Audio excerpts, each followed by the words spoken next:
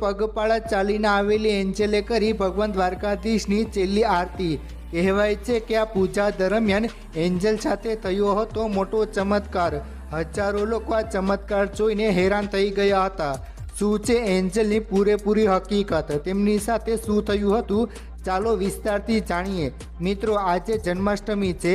ભગવાન શ્રી કૃષ્ણને બિલકુલ ઇગ્નોર ના કરતા અને કમેન્ટ બોક્સમાં રાધે રાધે જરૂર લખજો।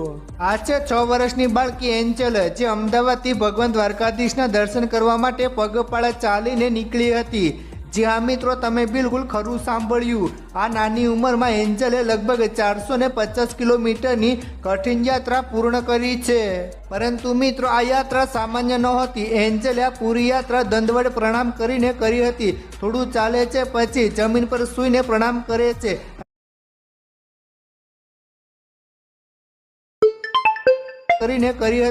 થોડું ચાલે છે, પછી જમીન પર સૂઈને પ્રણામ કરે છે અને ફરી આગળ વધે છે। તમે કલ્પના કરી શકો છો કે આટલી નાની ઉંમરમાં આટલો મોટો સંકલ્પ કેવી રીતે કર્યો હશે। એન્જલના માતા પિતા પણ તેની અનોખી ભક્તિ અને તેના દ્રઢ સંકલ્પને જોઈને આશ્ચર્યચકિત થઈ ગયા હતા। એન્જલે જે તેના માતા પિતાને કહ્યું હતું કે તેને તેના કાન્હા બોલાવી રહ્યા છે અને તે દ્વારકા જવા માંગે છે। દીકરી આવી અડગ શ્રદ્ધા જોઈને માતા પિતા પણ તેની સાથે આ કઠિન યાત્રામાં જોડાયા હતા। રસ્તામાં ઠેર ઠેર લોકો આ નાનકડી ભક્તની ભક્તિ જોઈને ભાવવિભોર થઈ રહ્યા હતા। ઘણા લોકો તેના દર્શન કરવા અને તેને પ્રોત્સાહન આપવા માટે રાહ જોતા હતા। સોશિયલ મીડિયા પર પણ એન્જલની આ યાત્રાના ફોટા અને વિડીયો ખૂબ જ વાયરલ થઈ રહ્યા હતા, જ્યાં લોકો તેની પ્રશંસા કરી રહ્યા છે। હાલમાં એન્જલ એકદમ સફળતાપૂર્વક દ્વારકા પહોંચી ગઈ છે અને તેમનું સ્વાગત પણ જોરશોરથી કરવામાં આવ્યું હતું। અહીં જન્માષ્ટમીના તહેવાર દરમિયાન તેઓ 2 દિવસ રોકાશે અને ભગવાન શ્રી કૃષ્ણની પૂજા આરતી કરીને ધન્યતા અનુભવશે। મિત્રો, એન્જલની આવી કઠોર તપસ્યાથી ભગવાન શ્રી કૃષ્ણ પણ રાજી થઈ ગયા હશે અને ચમત્કાર રીતે તેમને આશીર્વાદ આપ્યા હશે। હવે ચાલો મિત્રો, આપણે જાણીએ કે આ છોકરીને કોણે શું આપી ભેટ। મિત્રો, એન્જલની અનોખી અને કઠિન યાત્રા દરમિયાન તેની ભક્તિથી પ્રભાવિત થઈને અનેક લોકોએ તેને પ્રેમ અને પ્રોત્સાહન આપ્યું છે।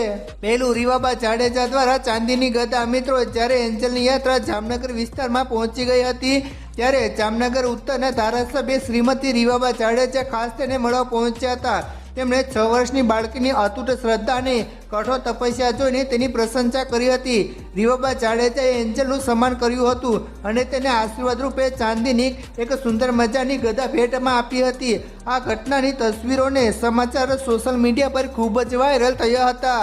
અન્ય લોકો દ્વારા મળેલી ભેટો। મિત્રો, રીવાબા જાડેજા ઉપરાંત સમગ્ર યાત્રા દરમિયાન રસ્તામાં મળતા અસંખ્ય સામાન્ય લોકો, ગ્રામજનો અને અન્ય શ્રદ્ધાળુઓએ પણ એન્જલને નાની મોટી ભેટો આપી છે, જેમાં મુખ્યત્વે આ વસ્તુઓ સામેલ છે।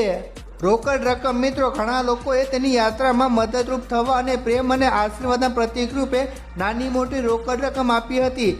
યાત્રાના માર્ગ પર આવતા ગામડાના લોકોએ એન્જલ અને તેના પરિવાર માટે ભોજન, પાણી, ફળો અને અન્ય ખાદ્ય સામગ્રીની વ્યવસ્થા કરી હતી।